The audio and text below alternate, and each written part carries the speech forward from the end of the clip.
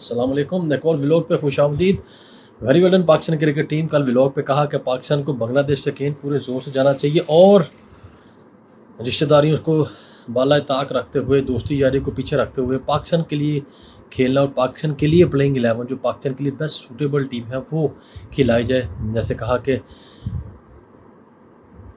सलमान अली को खिलाया गया, वसीम जूनियर को खिलाया जाए, हसन अली को ना खिलाया गया। दैट्स वेरी गुड और यही चीज़ होनी चाहिए। और सबसे खुशी की बात कि औकात पता लग गई एक ऐसे बंदे को कि वो सिर्फ अपने रिश्तेदारी की वजह से खेल रहा था और बाबर की यारी भी कह सकते हैं कि एक दिन पहले चचा मुस्ताफ़ी हुए, इस्तीफ़ा दे दिया और टीम में जगह नहीं बनी। Very well done Babar Azam, ये क्रेडिट आपको जाता है कि आपने दलेर फैसला किया, बड़ा फैसला किया कि भाई अब बहुत हो गया। पूरी दुनिया को पता लग गया कि बाबर गलत नहीं है, पाकिस्तान टीम गलत नहीं है, वही लोग गलत हैं जो पिछले काफ़ी सालों से गलत हैं। 1990 से 1994 के वो लोग जो काले बादल की तरह छाए हुए हैं पाकिस्तान क्रिकेट बोर्ड में, कहीं ना कहीं घुसे रहते हैं। PSL में उन्होंने जान खाई हुई है और जब कहीं भी फारग होते हैं तो आके टीवी पे बैठ जाते हैं और पुठे पुठे मशवरे देते हैं। अपने टाइम पे वो उन्होंने कभी किया नहीं, लेकिन ऐसे मशवरे देते हैं जैसे कि वो एक दो के अलावा सारे 30 मार खान है। Anyways, very well done Pakistan cricket team. मज़ा आया आज आपकी क्रिकेट देख के, क्योंकि आपने खुले दिल से, बड़े दिल से खेली। और कल कहा था कि बांग्लादेश की टीम 200 से 225 के दरमियान है और अल्हम्दुलिल्लाह वो 200 से 225 के दरमियान ही आउट हुई, क्योंकि वो इतने ही कैपेबल थे। क्योंकि पाकिस्तान ने कंटिन्यू किया वसीम जूनियर, हारिस रऊफ, शाहीन शाह के साथ। और जिस तरह की बॉलिंग आज देखी गई शाहीन शाह की जैसे, Shaheen Shah very well done, आपको बहुत बहुत मुबारक हो। आपने संग मील अबूर किया, आपने 51 मैचेस में 100 विकेटें पूरी की। मिचेल स्टार्क को पीछे छोड़ा, शेन बॉन्ड को पीछे छोड़ा, दुनिया के बड़े बड़े नामों को पीछे छोड़ के आपने 100 विकेटें मुकम्मल की। That's very good, very well done. और ये तभी होना था जब आपने पेस से गेंद करनी थी और आपने विकेटें लेनी थी नए बॉल से, और अच्छे टाइम पे आपका कम हुआ।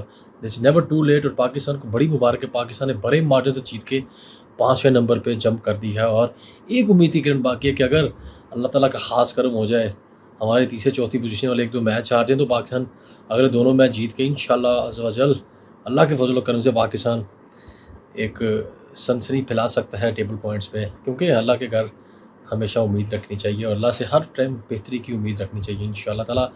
और यहाँ पे मैं दाद दूंगा पाकिस्तानी बॉलर्स को। उसामा बेहतरीन बॉलिंग, वसीम जूनियर, हारिस रऊफ, शाहीन शाह, इफ्तिखार, कमाल की बॉलिंग, कमाल का टीम वर्क, कमाल का कप्तानी बाबर की तरफ से देखी गई, प्रॉपर टीम वर्क नज़र आया। और कप्तान ने ये भी जिस तरह यूटिलाइज़ किया अपने बॉलर को, वेरी वेल डन। और सेकेंडली ये मैं कहूँगा कि क्या कमाल की बैटिंग दोनों ओपनर्स की जाने से, क्या उन्होंने इन्जॉय किया, नए बॉल को सी ऑफ किया।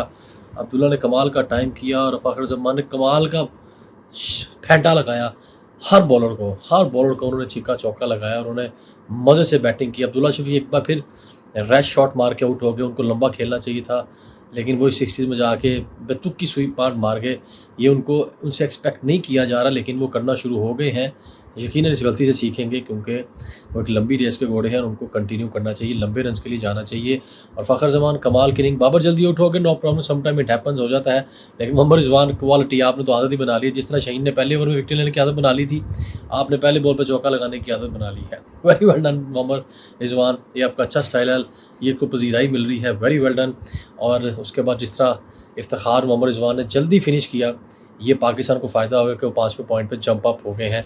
और which is good for the cricket team, which is good for the Pakistan cricket in community, जो थोड़ा सा लेट डाउन, थोड़े से परेशान थे, थोड़े से फिक्र में आ चुके थे कि पाकिस्तान टीम में क्या चल रहा है, क्यों हो रहा है, क्या आउटस्टैंडिंग क्रिकेट खेली पिछले 7-8 माह में और एकदम कैसे कोलैप्स हो गए। वही प्लेयर्स हैं, उन्हीं पर तनकीद की जा रही थी। लेकिन यहाँ पे एक मैसेज आ गया पूरी दुनिया में, तो जो बाबर के अगेंस्ट थे, रिजवान के अगेंस्ट थे, उनको मैसेज चला गया कि Babar is one of the best captain, best suitable इस वक्त पर्सन वही। उसके बाद वाइस कप्तान रिजवान के अलावा कोई भी नहीं है जो कप्तानी के लिए तैयार हो। बड़े नाम आने, शताब खान की टीम में जगह नहीं मान रही, उसको वाइस कप्तान बना दिया था ये हमारे चीफ सेलेक्टर साहब ने। पता नहीं यारी निभाई थी या अपनी मुल्ला ग्रुप में शामिल किया था, कुछ नहीं कहा जा सकता, नो कमेंट्स।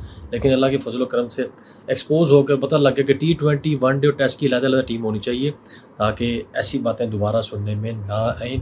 और दूसरा, यहाँ पे मैं ज़रूर कहूँगा, अज़हर अली की तारीफ़ करूँगा, हमारे साबका कप्तान, टेस्ट क्रिकेटर, जिन्होंने कमाल के इनिंगें खेली हैं। उन्होंने क्या कमाल का लाइव एक एंकर पर्सन ने जब बात की कि जी बाबर आज़म कप्तान के जो ये व्हाट्सएप मैसेज लीक हो गए हैं और उसका स्क्रीनशॉट उन्होंने लाइव दिखा दिया एक चैनल पे। जब वो दिखा रहे थे तो अज़हर ने वहाँ पे आराम से कहा जी कि मैं कुछ कहना चाह रहा हूँ कि जी आपने ये स्क्रीनशॉट दिखाया है, ये क्या बाबर की इजाज़त से दिखाया है? बहुत ही खूबसूरत और गहरी बात कर दी थी अज़हर अली ने। और साथ ही फिर उन्होंने कह दिया कि जिस सहाफ़ी ने ये किया वो भी वहाँ पे मौजूद थे। उन्होंने कहा जी कि आपने भी इस चैनल पे बाबर की इजाज़त से दिखाया है। तो बड़ी गहरी बात करके अज़हर अली, और उन्होंने ये मैसेज दिया कि कप्तान की रिस्पेक्ट होनी चाहिए, पाकिस्तान को रिप्रेजेंट कर रहा है, वर्ल्ड कप में टीम मौजूद है और आप ऐसी हरकतें कर रहे हैं, उसकी अगेंस्ट मनफी जाती हैं ये बातें। लेकिन बाबर वेरी वेल डन और Azhar Ali very well done. इस पे मज़ीद बात नहीं करूँगा मैं, क्योंकि तहकीकात होनी चाहिए जिसकी वजह से चीफ सेलेक्टर ने इस्तीफ़ा दिया, और प्रॉपर होनी चाहिए। जो जो इन्वॉल्व को सामने लेके आए, क्योंकि हार जीत गेम का हिस्सा है, लेकिन आवाम के हमारे जज्बात से खेला गया। क्रिकेटर्स, पूरे पाकिस्तान की हार्ट बीट क्रिकेट है और हमारी क्रिकेट हार्ट बीट से खेला गया, जज्बात से खेला गया। थोड़ा सा सामने आना चाहिए। हमने सब बुला दिया कि लाहौर बादशाह ICL में क्या हुआ, उसके बाद बड़ी बड़ी चीज़ें सामने आई। हम मासूम लोग हैं, हम भूल जाते हैं, लेकिन अब ये करंट है, इसको भूलने से पहले कुछ ना कुछ सामने ज़रूर आना चाहिए कि मुस्तफ़ी होने से भागे कोई ना, अगर कुछ जो सच है वो सामने आना चाहिए कि कौन गलत है कौन गलत नहीं है, ये सामने ज़रूर आना चाहिए, ताकि पता लग जाए कि हमारे मज़हब को तो नहीं बेचा जा रहा है, हमारी क्रिकेट को तो नहीं बेचा जा रहा है, हमारी क्रिकेट में मज़हब को तो नहीं इन्वॉल्व किया जा रहा है। एनीवेज़ बड़ी बातें हैं, लेकिन मैं दोबारा फिर वापस पाकिस्तान टीम के मैच पे आता हूँ कि Pakistan very well done, very well Babar Azam, very very well done, Mohammad Rizwan, पूरी टीम वर्क नज़र आया, जेलिंग टुगेदर नज़र आई। और फिर मैं कहूँगा कि बॉलिंग, स्पिन बॉलिंग कोच की कमी महसूस अभी भी हो रही है, पूरे वर्ल्ड कप में होगी। होश के नाखुन लेने चाहिए PCB को कि ये वर्ल्ड कप के दौरान क्या क्या चीज़ें, क्या क्या बातें सामने आ रही जो नहीं आनी चाहिए। टीम की परफॉर्मेंस से फ़र्क पड़ता है। सेंट्रल कॉन्ट्रैक्ट में मैंने बात नहीं की, उससे भी फ़र्क पड़ता है। जब आपको तनख्वाह टाइम पे ना मिले, आपको सैलरीज टाइम पे ना मिले, इंसेंटिव बोनसेस टाइम पे ना मिले, तो यकीनन दुख होता है। और दुख वाली बात भी है कि हमारे कौमी हीरो हैं, उनके साथ तो ऐसे नहीं होना चाहिए।